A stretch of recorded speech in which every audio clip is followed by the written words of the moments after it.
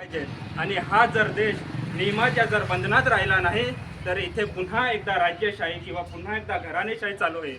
आणि याचा विचार करून 26 जानेवारी 1950 रोजी डॉक्टर बाबासाहेब आंबेडकरांनी जी काही घटना चालू केली, घटना लिहिली, त्या घटनेची अंमलबजावणी आजच्या दिवशी झाली होती। आणि तोच दिवस हा आज आपण प्रजासत्ताक दिन म्हणून साजरा करतो। आज जर आपण बघायचं जर झालं तर बाबासाहेबांनी नक्की घटनेतून काय दिलं?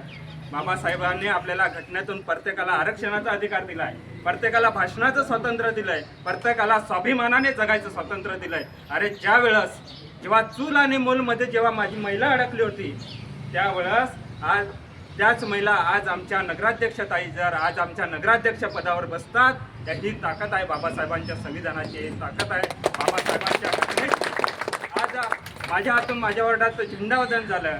आज आम्ही कुठल्याही जातीपातीचे असलो तरी प्रत्येकाला एक उमेदवार म्हणून जर आम्हाला निवडून यायची संधी जर कोणाला भेटली असेल तर ती केवळ बाबासाहेबांच्या घटनेमुळे आहे। आणि पुन्हा एकदा जास्त काय मी वेळ घेत नाही, पुन्हा एकदा सर्वांना या प्रजासत्ताक दिनाच्या हार्दिक शुभेच्छा देतो आणि थांबतो।